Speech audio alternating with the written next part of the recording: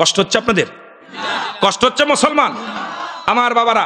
এই জন্য আরেকটা কথা বলি, আর জিনাখরের মাসলা হলো, যদি কোনো যুবক, ভালো করে শুনেন, কোনো অবিবাহিত যুবক যুবতী যদি জিনা করে, অনেক যুবক ভাইয়েরা আছেন, যদি কোনো অবিবাহিত যুবক যুবতী জিনা করে, মাসালা হলো ওই যুবককে 100 ডোরা মারতে হবে তার গায়ে। কত ডোরা? কথা বলেন কত? এই মুখস্থ করেন। যদি সে মারা, এমন জোরে মারতে হবে, আমার মতো এইরকম গায়ে যাদের বল আছে, স্পিরিটে লাগে, মুরব্বী লাগবে না, ভালো গায়ে বল, এই বললা মানুষদের পিটাইতে হবে। এরপরে উনি মারা গেলে বাকিটা ওর কবরে মারতে হবে, ওকে কাফন পরাতে হবে, গোসল করাতে হবে, দাফন করাতে হবে, ও জানাজা পাবে। যেহেতু সে অবিবাহিত ছিল, যদি কোনো অবিবাহিত নারী, অবিবাহিত পুরুষ যদি জিনা করে, তাকে কাফন এবং গোসল, জানাজা 3টাই পাবে। কিন্তু বুঝি আমার মুসলমান বাবারা, যদি মৃত্যুবরণ করে, তাহলে তাকে ওই বাকি যে 2-4টা ব্যর্থ যদি আঘাত বাদ থাকে, এটা কবরের উপরে চালাতে হবে। যদি একটা বিচার যদি আপনাদের এই কোমলগঞ্জের জমিনে হতো, আমার বিশ্বাস আমার দেশ থেকে যুবকরা জিনা ব্যভিচার বন্ধ হয়ে যেত। জোরে বলেন ঠিক কিনা? ওই আজকে দেখলাম শুক্রবার সার পরে বাবার শ্রীমঙ্গল থেকে এই পর্যন্ত আসতে বাগানের মধ্যে যত নারী পুরুষ দেখে আসছি, এদেরকে দরকার এইরকম মৃত্যুদণ্ড দিতে হবে, তাহলে দেখবেন আমার দেশ থেকে জিনা ব্যভিচার পালায় যাবে। জোরে বলেন ঠিক কিনা? আরো জোরে বলেন ঠিক কিনা? এরপরে বিবাহিত নারী, ভালো করে শুনে নেন, হয়তো আমার পর কষ্ট পাবেন। আজকে খালি পরক্রিয়া দেখা যায় আপনাদের স্বামীগুলো বিদেশে, আমাদের মা বোনেরা আজকে জিনা ব্যভিচার লিপ্ত হয়েছে। এর কারণ হলো, যত বিবাহিত নারী বিবাহিত পুরুষের জিনার শাস্তি হলো, যদি কোনো বিবাহিত পুরুষ বিবাহিত নারী জিনা করে, তাকে সর্বপ্রথম তাকে কি করতে হবে? দুজনকে, নারী পুরুষ দুজনকে মাটি খুঁড়তে হবে, নাভি পর্যন্ত, এই বুক পর্যন্ত মাটি খুঁড়ে তারে মাটির ভিতরে পুঁততে হবে। এরপরে তাকে কঙ্কার মারতে হবে, ইট পাটকেল ছুঁড়ে মারতে হবে। যতক্ষণ পর্যন্ত মৃত্যুবরণ না করবে, ততক্ষণ পর্যন্ত তার মারা বন্ধ হবে না। এ যুবকেরা, ওয়াজ শুনে, আমি ওই আলোচনা করতে গেলে তেল মেরে ওয়াজ করা শিখি নাই, কারণ আমার কথায় অনেকে কষ্ট পাবেন, এতে আমার কিচ্ছু যায় আসে না। তবে আমাকে বলতে হবে, কারণ আমার মরা লাগবে। জোরে বলেন ঠিক কিনা? যদি কোনো বিবাহিত পুরুষ বিবাহিত নারী জিনা করে, এই নাভি পর্যন্ত তাকে পুঁততে হবে। এরপরে তাকে কঙ্কার নিক্ষেপ করতে হবে। যখন সে নিশ্চিত হয়ে যাবেন মারা গেলে, তখন তাকে ওই মাটি খুঁড়ে উঠাইতে হবে। মাটি খুঁড়ে উঠাইয়া এই দুনিয়ার মধ্যে কুকুর শিয়ালদে খাওয়াই দিতে হবে। কোনো বিবাহিত নারী বিবাহিত পুরুষ তার জানাজা পড়া যাবে না, তাকে কবর দেওয়া যাবে না, কারণ তাকে কুকুর শিয়ালদে খাওয়াইতে হবে।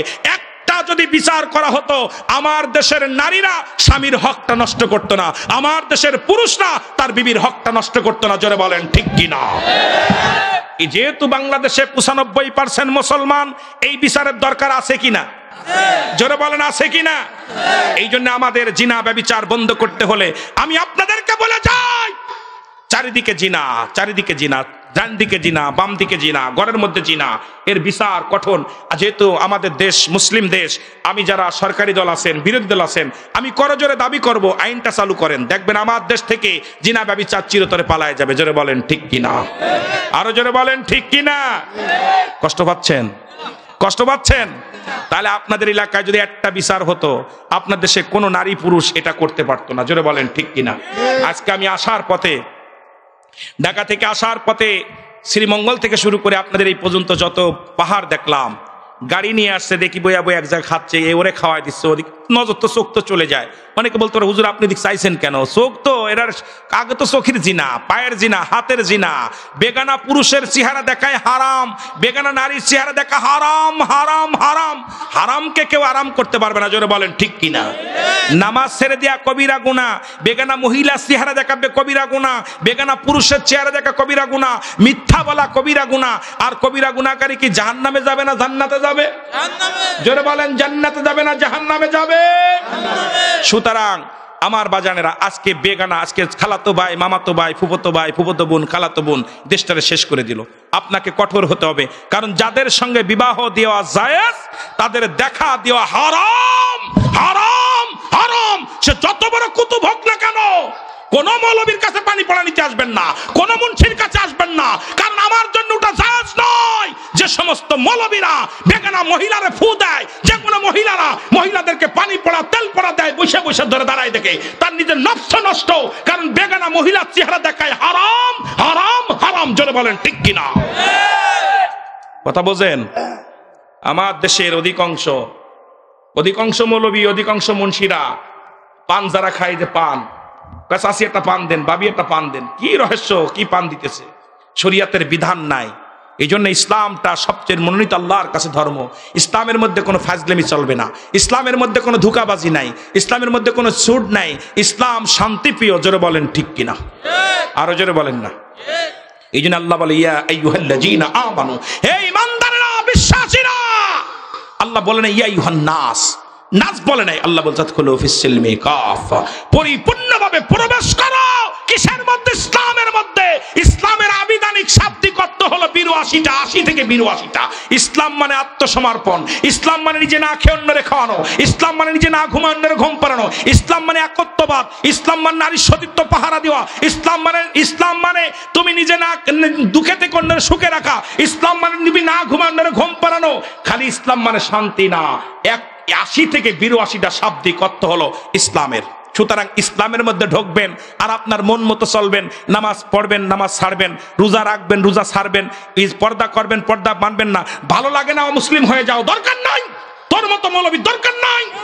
তুই হিন্দু হয়ে যা, খ্রিস্টান হয়ে যা, বৌদ্ধ হয়ে যা, তোর ঠেকাইছে কে? জোরে বলেন ঠিক কিনা? ইসলামের মধ্যে থাকতে হলে ইসলামের বিধান মানা লাগবে। জোরে বলেন ঠিক কিনা? বিধান মানবি না, তোর মতো মৌলবীর দরকার নাই, তোর মতো মুন্সির দরকার নাই, তোর মতো ভাইয়ের দরকার নাই। কারণ ইসলামের বিধান মানবি, তোকে মুসলমান বলে দাবি করবো, মুসলমান বলে পরিচয় দিব। কিন্তু ইসলামের বিধান, নামাজ নাই, রোজা নাই, পর্দা নাই, তো মুসলমান কলা হয়েছে মুসলমান। এর দ্বারা আরো মুসলমানদের কলঙ্ক হচ্ছে। জোরে বলেন ঠিক কিনা? আরো জোরে বলেন ঠিক কিনা? আর একটা কথা বলি আপনাদেরকে, প্রতিটা সন্তান পিতামাতার কাছে আমানত। সন্তান কি? জোরে বলেন, আমানত। এদিনকে একটা আপনারা শুনছেন কিছুদিন আগে 28 বছরের লাশ আপনার কুমিল্লাতে, 28 বছরে ইমাম সাহেবের লাশটা উত্তোলন করেছে। কাফনের কাপড় পচে নাই, গায়ে রক্ত, আঘাত লাগছে, গায়ের ভিতর থেকে তাজা রক্ত বাইরে হয়েছে। সুবহানাল্লাহ বলেন না? আর একটু জোরে বলেন, আর একটু জোরে বলেন। উনার ছেলেকে জিজ্ঞাসা হলো, তোমার বাবা কি এমন আমল করতো? ছেলে বলল, ভাইজান, আমার আব্বা জান কোনোদিন তাহাজ্জুদের নামাজ কাজা দেয় নাই। আমার আব্বা জান আমরা নামাজ না পড়লে আমাদের পাতে ভাত দিত না। আমার আব্বা জান কখনো নামাজ যখন সময় যেত, আমরা তখন ছোট্ট মানুষ, 6-7 বছর থেকে আমার আব্বা জান নামাজের জন্য ধরে ধরে নিয়ে যেত। ফজরের সময় আমার আব্বা জান নিজে পানি গরম করত, পানি গরম করে করে আমাদেরকে ওযু করাইতো, কোলে করে চাদরের ভিতর করে করে নিয়ে যেত। নামাজ শেষ করে আবার আমার নিয়ে আসতো। আমার আব্বা জানকে দেখি নাই তাহাজ্জুদের নামাজ কাজা করতে। এরপর আরেক ছেলেকে জিজ্ঞেস, তোমার কি খবর, তোমার বাবার খবর বলো। আমার আব্বা জানকে দেখেছি, আমার আব্বা বাড়িতে যখন, আমার আব্বা জান বাড়িতে যদি একটা ডিম আনতো, কারোর বাড়ি দাওয়াত নিয়ে ডিমটা খাইতো। যদি আমার আব্বা জান বাড়িতে গোস্ত রান্না করতো, তাহলে আমার আব্বা জান পরের বাড়িতে গোস্ত খাইতো। আমার আব্বা জান বাড়িতে যে জিনিস তৈরি করতো, সেই বাড়িতে যে খাইতো। আমার আব্বা যদি কোনো বাড়িতে দাওয়াত নিতেন, আগে বাড়িতে ব্যবস্থা করতেন। আজকে আমরা অধিকাংশ আলেম পরের বাড়ি আইয়া তাজা তাজা মুরগি, গরুর গোশ, ভুনা গোশ খাইতেছি, বাড়ির খবর রাখি না। আমার ছেলে, আমার মেয়ে কি অবস্থা আছে, আমার আব্বা কি খাচ্ছে দেখার বিষয় না। গলা পন্তু খাচ্ছি আর খাচ্ছি, এমন খাওয়া। কিন্তু 3 ভাগ, 1 ভাগ খালি, 1 ভাগ হলো খানা, 1 ভাগ পানি, আর 1 ভাগ খালি। 3টা ভাগ দেহের মধ্যে, আপনাকে 1টা ভাগ খালি রাখতে হবে, খালি রাখতে হবে, কারণ আপনার আল্লাহর ইবাদত বন্দেগী করার জন্য। কিন্তু আমার দেশের অধিকাংশ মানুষ খাবার পাইলে গলাপন্তু খাচ্ছি, গলাপন্তু খাইতেছি, খাইতে খাইতে এমন খাচ্ছি, কিন্তু আমাকে 1টা ভাগ খালি রাখতে পারতেছি না। এই জন্য আপনাদেরকে অনুরোধ করে যাব, প্রতিটা সন্তান আমানত। এই আমানতের খেয়ানত করার অধিকার নাই। যে ছেলে নামাজ পড়ে না, ত্যায্য করে দেন। যে ছেলে আপনার কথা শোনে না, বেপরদায় চলে, ত্যায্য করে দেন। আপনি মাতবারকে ডাক দেন, ডাক দিয়ে ছেলেকে বলেন, মাতবারকে বলেন, চেয়ারম্যানকে বলেন, আমার ছেলে নামাজ পড়ে না, আমি ওকে ভাত দিতে পারবো না। আমার ছেলে বেপরদায় চলে, আমি খানা দিতে পারবো না। আপনি যদি বাঁচতে চান, যদি জান্নাতে যেতে চান, আর আমার দেশের কি বেলজ্জাতে বেহায়াপনা বিয়াদব গার্জিয়ান, ওই যে মিন্নির বাবার মতো মেয়ে জিনা করে, আবার তার জন্য আদালতে যে ধান্না পেতে থাকে। আরে জিনাখোরের বাবারা শোন, যে সন্তান জিনা ব্যভিচারে লিপ্ত হয়, সেই সন্তানকে পরিচয় দিস না, ত্যায্য করে দে। যদি বাঁচতে চাস, জাহান্নাম থেকে যদি বাঁচতে চাস, কারণ আল্লাহ তো জাহান্নামীদের জন্য আল্লাহ রাখছে। আল্লাহ বলে উইদ্দাত লিল কাফিরিন, কাফের বেঈমান মুনাফিকদের জন্য প্রস্তুতি রাখছে 7টা জাহান্নাম। কয়টা রাখছে? কথা বলেন না, 7টা। যে ছেলে নামাজ পড়ে না, তার পাতে ভাত দিন। আমি করজোরে দাবি করে যাব, যে ছেলে আপনার শরীয়তের বিধান মানে না, তাকে ত্যায্য করে দেন যদি বাঁচতে চান যদি আল্লাহর আদালতে। কিয়ামতের ময়দানে আপনার ছেলে আপনার হবে না, হাত আপনার বিরোধিতা করবে, পা আপনার বিরোধিতা করবে, চোখ আপনার বিরোধিতা করবে, হাত আপনার বিরোধিতা করবে, পা আপনার বিরোধিতা করবে, এমনকি আপনার বিবি আপনাকে চিনবে না, আপনার ছেলে আপনাকে চিনবে না, আপনার মেয়ে আপনাকে চিনবে না। যদি আপনার ওই ছেলে মেয়ে যদি কামেল বানায় যান, ওই ছেলে মেয়ে যদি হালালখোর বান্দা হয়, তাহলে আপনার জীবন ধন্য, আপনার জীবন ধন্য, নয়তো আপনার বিপদের কোনো শেষ নাই। এই জন্য আমি আপনাদেরকে বলি, আমার গার্জিয়ান যারা আছেন, ছেলে মেয়েদেরকে যদি আপনি কন্ট্রোলে না আনতে পারেন, কাঁচা কাদা সেনে বা দা বানাবেন তাই হবে। এই জন্য ছোট্ট যারা আছে তাদেরকে হাত ধরে মসজিদে নিয়ে যাবেন, মাহফিলে নিয়ে আসবেন, ওয়াজ মাহফিলে নিয়ে আসবেন, ছেলেদেরকে নিয়ে আসবেন, হাত ধরে বাবা আটো মাহফিলে যাই, আসো আমরা মাহফিলে যাই।